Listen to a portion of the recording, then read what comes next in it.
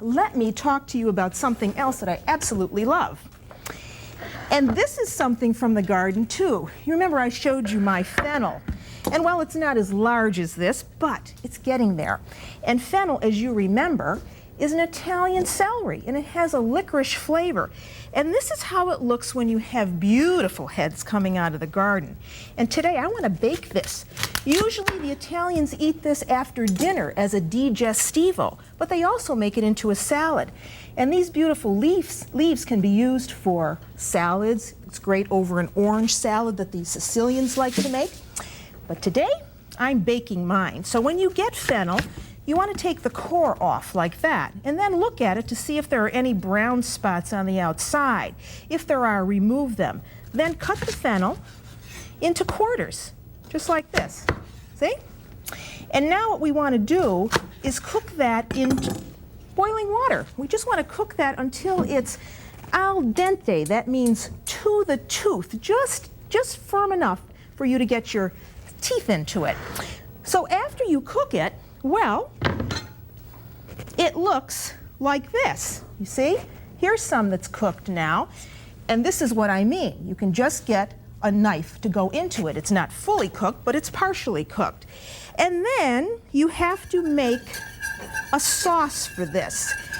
And I like making just a bechamel sauce, and for it you need a little bit of milk. So here is some milk, warm milk, because that will not bring down the temperature as we're cooking.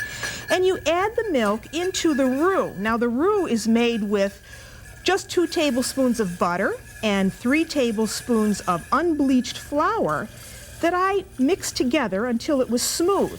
And it's really important when you do a roux like this for a bechamel that you make sure that you cook that flour at least 1 minute with the butter. Otherwise you're going to have a very floury taste to your sauce. So now, while this is cooking, you want this to be thick enough to coat the back of a spoon.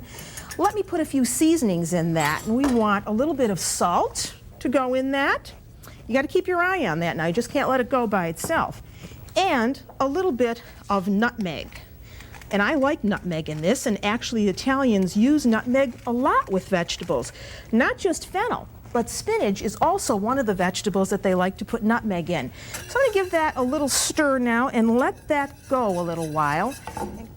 And now we take this sauce and we put down a little layer. Now you see how nicely that looks? A little layer of sauce in the base, just like that. And you can see the nutmeg in there. And then you take the fennel. And now you just layer a single layer of fennel in your bake dish. Make sure your oven now is preheated to 350 degrees. I should tell you, the ancient Romans absolutely loved fennel. They thought it had medicinal properties. And as I say, the Italians do eat this after dinner. We always did, after the main meal, as a digestivo. So there is all my fennel, and this is great with fish. And now we can put the rest of the sauce, you see, right over the top, just like this. And then after that, we want to add some cheese to this. That look nice? It looks great. And I didn't scorch the sauce. Here we have some Parmigiano Reggiano. That's our cow's milk cheese. Now that's going right over the top. And then we want some fresh breadcrumbs. And here's our fresh breadcrumbs. And then you can give that another little sprinkle of nutmeg. And that's ready to go into a 350-degree oven, uncovered, because you want those breadcrumbs to brown. So in that goes